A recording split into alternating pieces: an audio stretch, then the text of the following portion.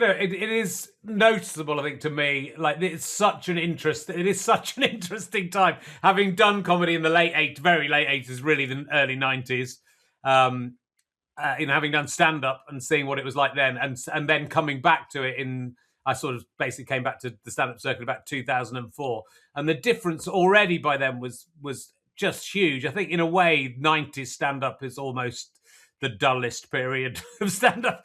Some people go back to the 80s and think, wasn't the 80s amazing? But actually, the stuff that's largely been happening this millennia has been much more of the ethos of what perhaps not in terms of experimentation, but in terms of inclusiveness. The 80s was supposed to be about not being sexist and representing everyone, and I think it was still pretty sexist, and it was mainly white men doing it. And now I think what's been really interesting to observe, and also for me to go back into the ground level of it again, to sort of start again in 2004 and realize how much more comfortably I fitted into that than the kind of the very alpha male 90s. I think it was a very, and you do cover again female comedians throughout this period, but there were barely any female comedians. The ones who were there in the 90s had to be incredibly focused and almost boisterous just to sort of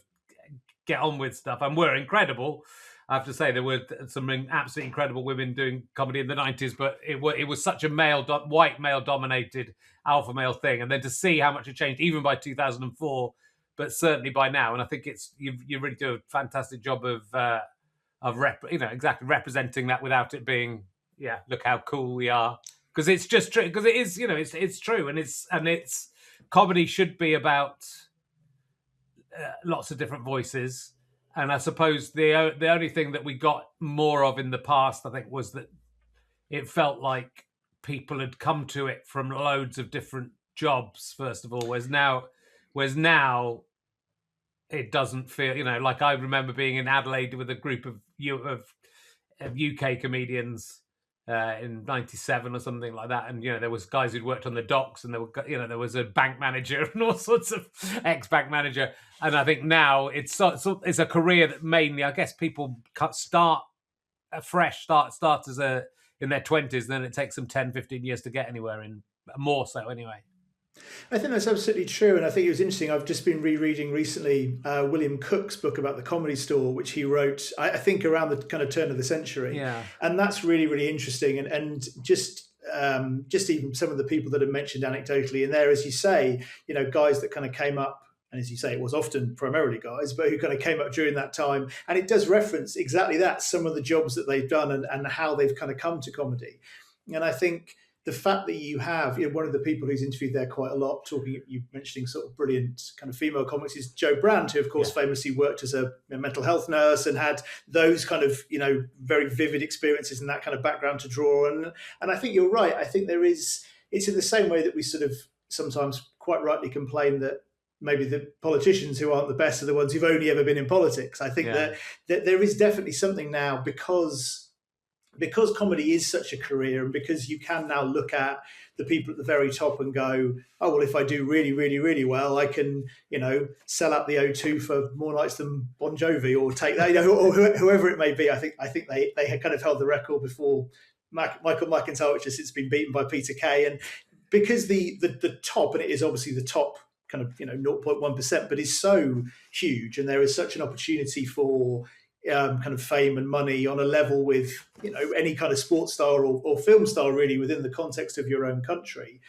I think there is the kind of driver to kind of go into that in a slightly different way. And also because, as we said, the kind of medium has changed so much, because people can start now in their bedrooms with a webcam or on a podcast, and can create that in a way that doesn't mean having to get up and go to a comedy club.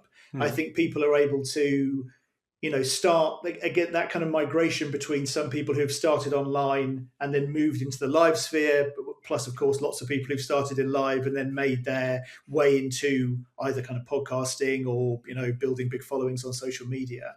There's much more of that kind of movement. But I think you're right. I think there is definitely a sense that people come to this younger and don't have, maybe, as you say, those external, not necessarily life experiences, but particularly, as you say, career experiences. I did this and then I became this, because I think it is a very long slog. And what was interesting was, looking at, as I mentioned at the top, I spoke to some people who I'd represented. This is going back sort of 15 years, and looking at literally the journey that they've had within that kind of time. And it's yourself. It can be this and this, and it's an uneven road sometimes. And it's one of the things that really, really struck me.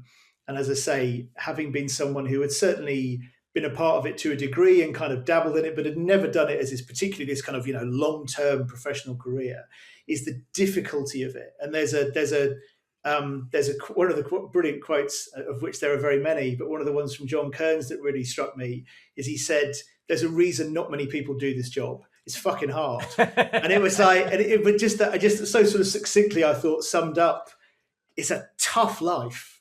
Yeah, it's a hard thing to do.